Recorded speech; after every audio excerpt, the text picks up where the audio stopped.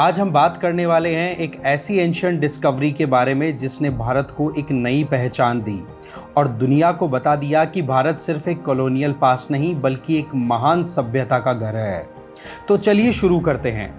सोचिए जरा, अगर आप 100 साल पहले के भारत में होते, एक ऐसा दौर जब कुछ लोग मिट्टी के नीचे छुपी एक पुरानी भूली बिसरी दुनिया को ढूंढ रहे थे, लेकिन उन्हें ये नहीं पता था कि इस खोज से जो मिलने वाला था वो इतिहास को एक नई दिशा देने वाला था। ये वो समय था जब ब्रिटिशर्स का दावा था कि उन्होंने ही भारत को सिविलाइज किया है। उनका मानना था कि भारत एक पिछड़ा हुआ देश था जिसे उन्होंने सांस्कृतिक रूप से सुधारा। लेकिन 1920s में सब कुछ बदल गया जब हड़प्पा और मोहनजोदारो के आसपास एक्सकेवेशन हुआ। तो जो सबूत निकले उन्होंने ब्रिटिश साम्राज्य के घमंड को जड़ से हिला दिया। मिट्टी के नीचे से एक इतनी एडवांस्ड और वेल प्लान्ड सिविलाइजेशन सामने आई जिसका इंफ्रास्ट्रक्चर, आर्किटेक्चर और अर्बन प्लानिंग देखकर दुनिया हैरान रह गई। ये सभ्यता हजारों साल पुरानी थी, लेकिन उसकी सफाई, इंजीनियरिंग और ऑर्गेनाइजेशन आज के कई मॉडर्न शहरों से भी आगे थी। ये थी इंडस वैली सिविलाइजेशन, यानी कि सिंधु घाटी सभ्यता। एक ऐसी सिविलाइजेशन जिसने ना सिर्फ भारत का इतिहास बदला बल्कि दुनिया को ये बताया कि भारत की धरती पे कब का ही एक गोल्डन एज जिया जा चुका था, ब्रिटिशर्स के आने से हजारों साल पहले तक। ये खोज एक साइलेंट रेवोल्यूशन थी जिसने भारत का प्राचीन ज्ञान, कला और विज्ञान को फिर से रोशन कर दिया और दुनिया को ये याद दिला दिया कि हम एक महान सभ्यता के वंशज हैं। ये सब कुछ शुरू होता है 1829 में, जब एक British army soldiers Charles mason अपनी नौकरी छोड़कर एक आखिरी सफर पर निकलता है। मेसन एडवेंचरर भी था और एक एक्सप्लोरर भी। जब वो लाहौर की तरफ से जा रहा था तो रास्ते में उसकी नजर पंजाब के कुछ हिस्सों में बिखरे हुए पुराने खंडहरों पर पड़ती है। ये खंडहर सिर्फ पत्थर नहीं थे बल्कि एक खोए हुए इतिहास का पहला सुराग थे।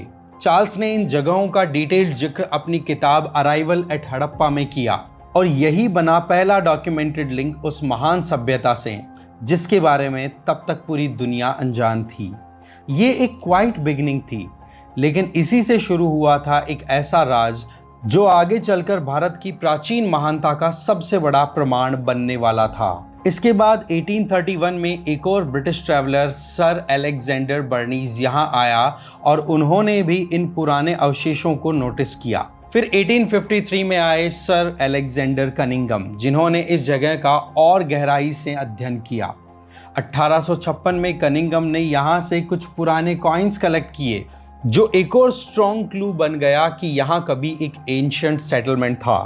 1861 में सर अलेक्जेंडर कनिंघम ने ही आर्कियोलॉजिकल सर्वे ऑफ इंडिया की स्थापना की, जिसका पहला डायरेक्टर जनरल भी सर अलेक्जेंडर कनिंघम ही बने। ये एक ऐसी इंस्टीट्यूशनल शुरुआत थी जहां से भारत के इतिहास को समझने का मिशन ऑफिशियली शुरू हुआ था। 1872-73 के आसपास सर अलेक्जेंडर कनिंघम ने यहाँ ट्रायल एक्सकेवेशन शुरू की, जिसमें ASI की पहली ऑफिशियल रिपोर्ट पब्लिश हुई। इस रिपोर्ट में एक काले रंग की सील का जिक्र था जिसमें एक बुल बिना कुबड़ के दिखाया गया था, जो एक इंपॉर्टेंट क्लू था इस एंशिएंट सिविलाइजेशन का।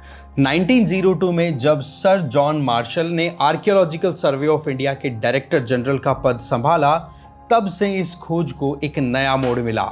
उन्होंने इंडियन आर्कियोलॉजिस्ट दयाराम साहनी को हड़प्पा में एक्सकेवेशन की जिम्मेदारी दी, जिन्होंने 1920 में ऑफिशियली खुदाई का काम शुरू किया। फिर 1922 में राखलदास बनर्जी को मोहनजोदाड़ो के पास इंडस रिवर के एरिया में हड़प्पा जैसे पुराने अवशेष मिले। यहाँ एक के ऊपर एक स्केलेटन्स मिलने के कारण इस जगह का नाम पड़ा मोहनजोदाड़ो, जिसका मतलब होता है मुर्दों का टीला। और फिर आया 1924 जब जॉन मार्शल ने इस सिविलाइजेशन की डिस्कवरी का ऑफिशियल अनाउंसमेंट किया। क्योंकि ये शहर मोस्टली इंडस रिवर के किनारे बसे थे, इसलिए इनका नाम रखा गया इंडस वैली सिविलाइजेशन, यानी कि सिंधु घाटी सभ्यता।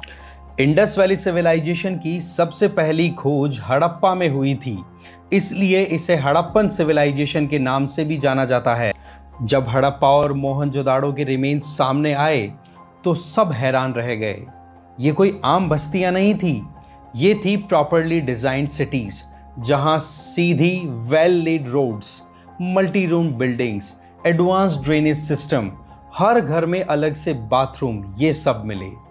और सबसे आश्चर्य की बात, ये सब कुछ 5000 साल पुराना था। इतनी अर्बन सोफिस्टिकेशन उस जमाने में किसी ने सोची भी नहीं। मोहनजोदाड़ो में मिली एक एक्स्ट्राऑर्डिनरी डिस्कवरी, ग्रेट बाथ, जो लगभग 897 स्क्वायर फीट का एक बड़ा पानी का टैंक था। इतना बड़ा और वेल कंस्ट्रक्टेड स्ट्रक्चर इस बात का सबूत था कि लोग रिलीजियस या सोशल रिचुअल्स के लिए इस जगह का उपयोग करते थे। ये सिर्फ एक वाटर टैंक नहीं, बल्कि एक पब्लिक सेरेमोनियल स्पेस था, जो उस समय के सिविक और कल्चरल सोफिस्टिकेशन को दिखाता है। वहीं दूसरी ओर धोलावीरा में मिला एक एडवांस्ड वाटर स्टोरेज और फ्लड मैनेजमेंट सिस्टम, जो इतना टेक्निकली साउंड था कि आज भी कई मॉडर्न सिटीज में उस जैसा इंफ्रास्ट्रक्चर मुश्किल से देखने को मिलता है।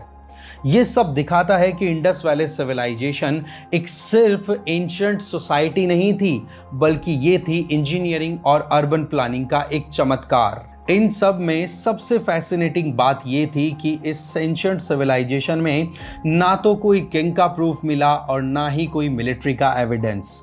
फिर भी इनका सिविक सेंस इतना स्ट्रांग था कि हर चीज सिस्टमैटिक थी, चाहे फिर वो डस्टबिन्स हो, साइन बोर्ड्स हो या फिर ऑर्गेनाइज्ड लाइफस्टाइल। लगता था जैसे ये लोग एक पीसफुल सोसाइटी में मिलजुल कर रहते थे, बिना किसी डिक्टेटरशिप के। ये सब बताता है कि उनकी सोशल स्ट्रक्चर और कोऑपरेशन काफी एडवांस्ड और हार्मोनियस थी। इनका आर्ट और कल्चर भी इक्वली इंप्रेसिव था। मोहनजोदाड़ो से मिली एक ब्रॉन्ज की डांसिंग गर्ल स्टैचू, एक छोटी सी लड़की जो एक कॉन्फिडेंट डांस पोज में थी। ये स्टैचू आज भी हर किसी को हैरान कर देती है। साथ ही यहाँ से मिली रिफाइंड ज्वेलरी, टॉयज और टूल्स, ये दिखाते हैं कि उनका क्राफ्ट्समैनशिप कितना एडवांस था। ये सब बताता है कि इंडस वैली सिविलाइजेशन के लोग सिर्फ टेक्निकली ही नहीं, बल्कि आर्टिस्टिकली भी काफी सोफिस्टिकेटेड थे। इंडस वैली सिविलाइजेशन के लोग एग्रीकल्चर और ट्रेड में भी माहिर थे। ये दुनिया के पहले लोग थे जो कॉटन का यूज करते थे। उन्होंने मेसोपोटामिया जैसे एडवांस सिविलाइजेशंस के साथ भी ट्रेड किया है। एक्सकेवेशन में जो सील्स मिले हैं वो एक तरह से आइडेंटिटी कार्ड या ब्रांडिंग टूल्स की तरह काम आते थे।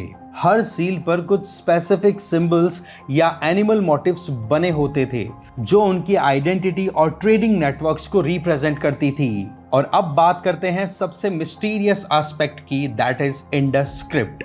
आज तक इस स्क्रिप्ट को डिकोड नहीं किया जा सका है। यहाँ 400 से ज्यादा सिंबल्स मिले हैं, जिनमें कुछ फिश, बर्ड्स और एब्स्ट्रैक्ट साइंस शामिल हैं। ये स्क्रिप्ट राइट टू लेफ्ट लिखी जाती थी और लगता है कि मैंड्रिन लैंग्वेज की तरह ही ये लोगो सिलेबिक थी। लेकिन अब तक कोई रोसेटा स्टोन नहीं मिला जिसकी मदद से इस स्क्रिप्ट को समझा जा सके। इस वजह से इंडस स्क्रिप्ट अब तक एक अनसॉल्व्ड मिस्ट्री बना हुआ है। अब तक मेसोपोटामियन और इजिप्शियन स्क्रिप्ट्स को डिकोड किया जा चुका है, लेकिन इंडस वैली स्क्रिप्ट अब भी एक अनसॉल्व्ड मिस्ट्री बनी हुई है। इतनी एंशिएंट और एडवांस सिविलाइजेशन, फिर भी हम उनकी भाषा को समझ नहीं पाए हैं। इस मिस्ट्री को सॉल्व करने की इंपॉर्टेंस इतनी ज्यादा है कि तमिलनाडु के चीफ मिनिस्टर M.K. स्टालिन ने तो यहाँ तक अनाउंस कर दिया कि जो भी स्क्रिप्ट को डिकोड करेगा उसे 1 लाख का इनाम दिया जाएगा। ये सिविलाइजेशन सिर्फ एंशिएंट ही नहीं थी, बल्कि मैसिव भी थी। अब तक 1400 से ज़्यादा साइट्स डिस्कवर की जा चुकी हैं, जिनमें 925 साइट्स इंडिया में हैं तो 475 साइट्स पाकिस्तान में। ये सभ्यता लगभग 12,600 स्क्वायर किलोमीटर एरिया में फैली हुई थी, जो आज के इंडिया, पाकिस्तान और अफगानिस्तान तक जाती है। हड़प्पा, मोहनजोदारो, आमरी पाकिस्तान में थे, जबकि कालीबंगन, लोथल, सुरकोटदा, बनवाली और धोलावीरा इंडिया में है।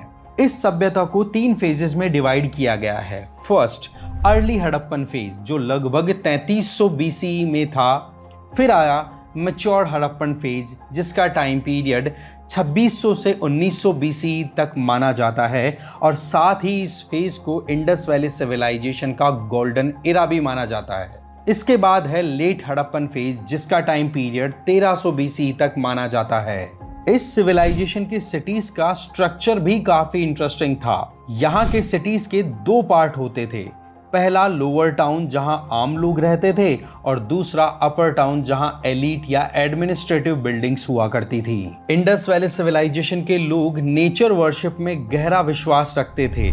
कुछ सील्स पर एक योगी टाइप फिगर दिखाई देता है जो त्रिशूल के साथ पद्मासन में बैठा है और उसके आसपास जंगली जानवर हैं।